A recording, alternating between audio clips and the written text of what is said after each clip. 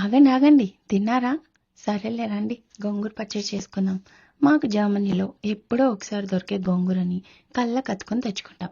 అలా తెచ్చుకున్న దాన్ని నీట్గా ఒలిచేసుకుని వాష్ చేసి ఒక కడాయిలో ఇలా 2 to 3 డ్రాప్స్ ఆయిల్ వేసి కొంచెం వాటర్ పోసి లీటర్ కాదండోయ్, అప్పుడే కడిగేసుకున్న లీవ్స్ని కొన్ని కొన్ని పచ్చిమిరపకాయలు అండ్ ఎండుమిరపకాయలు అండ్ వెల్లుల్లి మీ టేస్ట్ తగ్గ క్వాంటిటీ వేసి బాయిల్ చేయాలి. మధ్యలో కొంచెం పసుపు వేయచ్చు, నచ్చకపోతే అవాయిడ్ ఇట్. అలా బాయిల్ అయిపోయాక చల్లార పెట్టుకుని మిక్సర్లో తిప్పేయాలి.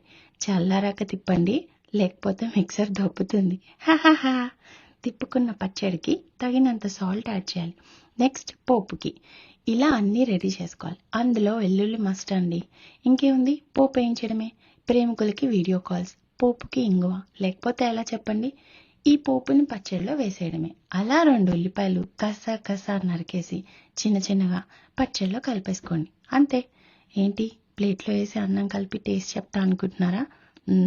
ఇది మార్నింగ్ వర్క్ టైం అయింది, మధ్యాహ్నం మేమే తినేస్తాం. Okay bye.